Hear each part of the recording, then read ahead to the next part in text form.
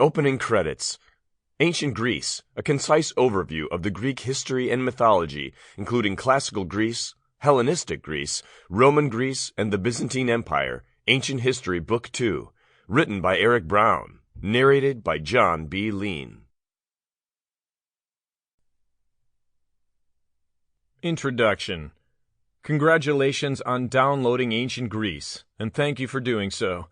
The following chapters will discuss the epic story of ancient Greece throughout all of its varied and fascinating eras.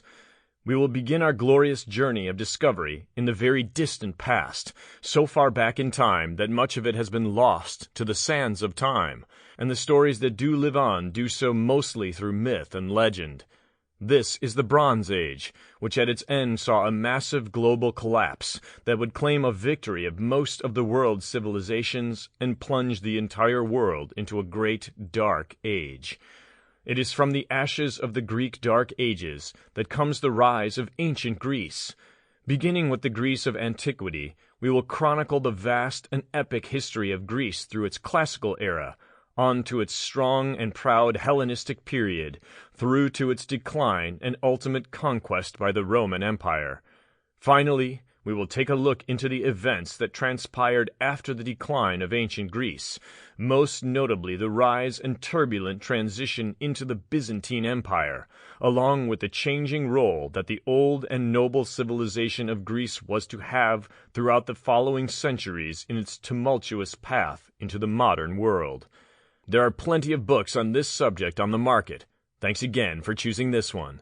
Every effort was made to ensure it is full of as much useful information as possible. Please enjoy. Chapter 1.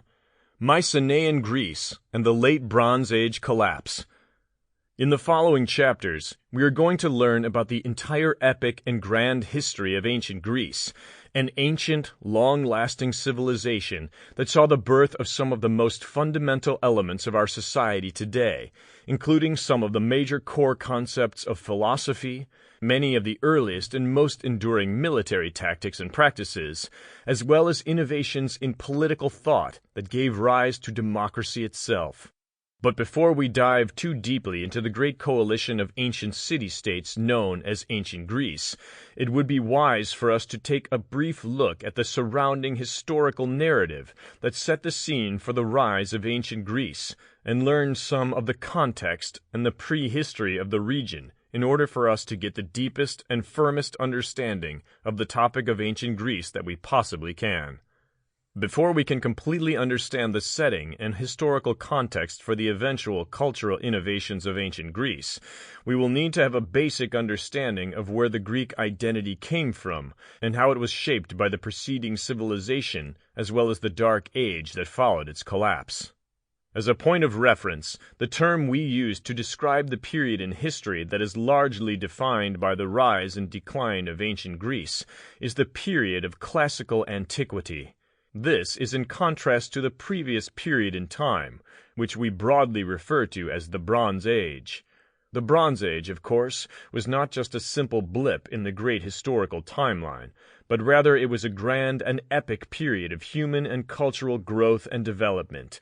As it pertains to Greece, the Bronze Age is generally referred to as the Hellenic period by archaeologists of the modern era. This name is derived from the name Hellas, which was the name by which these early Proto-Greek people called themselves.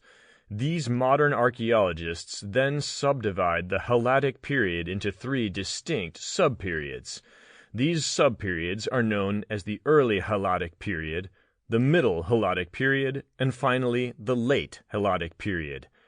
For the purpose of our discussion here, and of learning what we need to learn in order to understand the peoples of ancient Greece, we will especially need to take a closer look at the era of the Late Helladic period and the culture that dominated the area during this time. This very early civilization was known as Mycenaean Greece, and this is the prototypical society that would eventually form the basis for ancient Greece many, many years later.